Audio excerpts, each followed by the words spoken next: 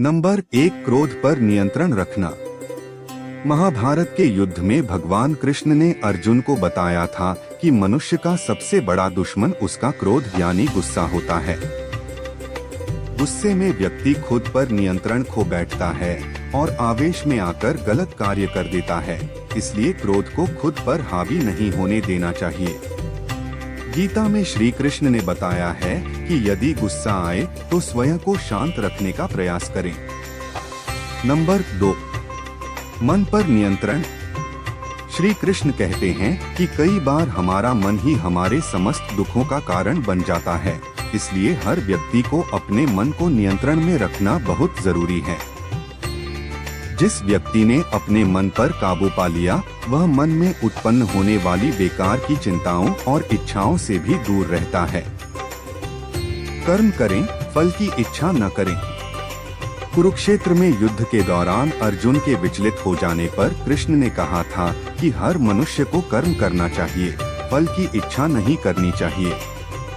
कृष्ण कहते हैं कि जैसा व्यक्ति का कर्म होगा, ईश्वर उसी के अनुरूप ही फल देंगे। यदि आप कार्य के पहले ही परिणाम की अपेक्षा करेंगे तो आपका मन भ्रमित हो जाएगा और आप अपना कर्म ठीक से नहीं कर पाएंगे।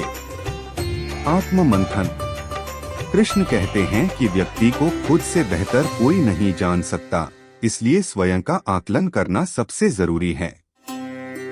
जो भी व्यक्ति अपने गुणों और कमियों को जान लेता है, वह अपने व्यक्तित्व का निर्माण करके हर काम में सफलता प्राप्त कर सकता है। अभ्यास करते जाएं। गीता में भगवान कृष्ण अर्जुन को उपदेश देते हुए कहते हैं कि मनुष्य को सदैव अभ्यास करते रहना चाहिए। अभ्यास करने से मनुष्य का जीवन आसान हो जाता है।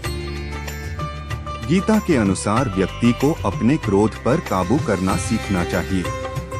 क्रोध आने पर व्यक्ति खुद पर नियंत्रण खो बैठता है और आवेश में आकर गलत काम कर बैठता है।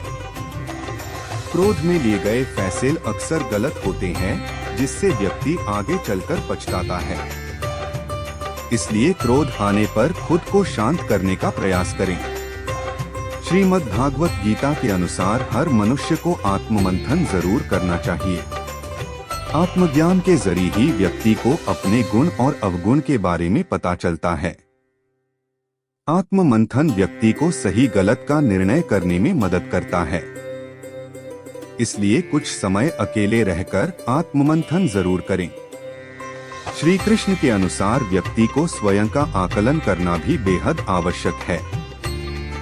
जब तक आप खुद को नहीं समझेंगे, तब तक आप स्वयं से जुड़ा कोई भी फैसला मजबूती के साथ नहीं कर सकेंगे।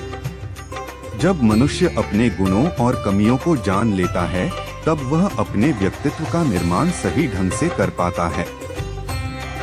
गीता के अनुसार हर व्यक्ति को अपने मन पर नियंत्रण रखना चाहिए। मन बहुत चंचल होता है और यही हमारे दुखों का कारण बनता है। जो व्यक्ति अपने मन पर काबू पा लेता, वो सफलता की राह पर चल पड़ता है। ऐसा व्यक्ति सिर्फ अपने कर्म पर केंद्रित रहता है और लक्ष्य को आसानी से हासिल कर लेता है। श्री कृष्ण के उपदेश के अनुसार मनुष्य को उसके कर्मों के अनुरूप ही फल मिलता है। इसलिए परिणाम के बारे में सोचे बिना व्यक्ति को सिर्फ अपने कर्म पर ध्यान देना चाहिए। परिवर्तन संसार का नियम है। जिसे तुम मृत्यु समझते हो, वही तो जीवन है।